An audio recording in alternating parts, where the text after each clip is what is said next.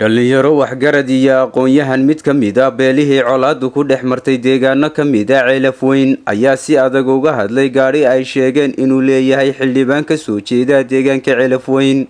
kana tirsan golaha wakiilada Somaliland oo siday hub iyo rasaas laguna qabtay magaalada Burco. waa siday hadalka u dhigeen. dhanka kale waxay dowladda ku dhaliileen inaanay dhexdhexaad ka ahayn labada beelood ee dirirtu u dhaxayso kana cagajiidayso wax ka qabashada tiknika iyo hub ay sheegeen in lagu haysto meelo ka mid ah deegaanka Ceelaf Weyn. gaari uu leeyahay hub iyo rasaas ay xukuumaddu ku qabatay isla goobtii gaariga hore ee ciidan laga qabtay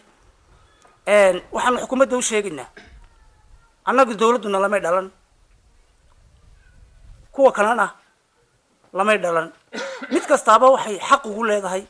ayuun bay ka qaadanaysaa horta xukuumadda qaranka Jamhuuriyadda Somaliland. waxaanu mar labaad iyo mar saddexaad iyo mar afraad baanu faraynaa xukuumadda inay tallaabo sharciga waafaqsan ka qaado gaariga iyo ciddii saarneyd iyo ciddii hubka keentayba oo ay tallaabadii ay hore ka qaadatay ay ka qaado si cadaalad ku jirta. waayo ilaahay baa quraankiisa ku yidhi wayda xakantum bayna an-naasi tahkumu bil adl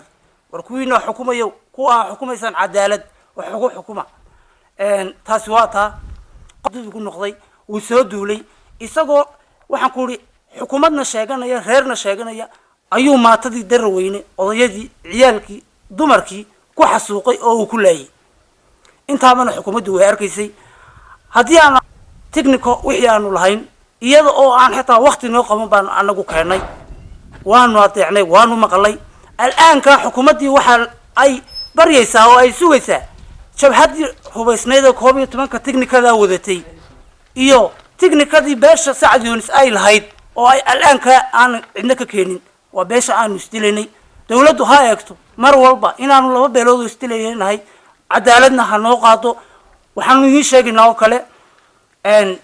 xukuumaddu waxaanu sheegaynaa maatadayadii dumarkii la soo qabtay geelashayadii al'aanka xukuumaddu dumarkiina galbeed bay ku xiran yihiin geelashina Ceelaf Weyn baa al'aanka lagu hayaa maaha. waxaan xukuumaddaanu dawladda ugu cadeynaynaa laba qodob oo kala ah toora ay tahay xildhibaanka lagu qabtay hubka iyo rasaasta siday ee lagu qabtay magaalada Burco in dawladdu sida ay u qabatay waajibkeeda uga marto sidii kii hore ee nala ka qabtay waajibkeeda looga maray ee raggeena loogu xidhay hubkii iyo wixii saaraan dawladdu ay uga wareegtay kuna haysato. taa waxaan dawladdu u sheegaynaa inay taas oo kale ka marto oo ay wadadii ay taayid ka martay taa ka marto. talabaadna waxa weeye beelihii halkaanu ku dagaalameynay wadii annaga la yiri hubka ha keenay waxa la haysan tikniko waanu keenay taayadii muddo kooban baan ku keenay ciidan naga ma soo qaban annaga markii la keenay tii kalena sidii bay u haystaan beelihii lahaa isla yaalaan kana dawladdu leeyahay carray sidii ay laba ciidan yihiin isku hor fadhiyaan. taasuna waa taa dawladdu annaga si gaar ah ayay noo fiiraysaa aanu aragnaayo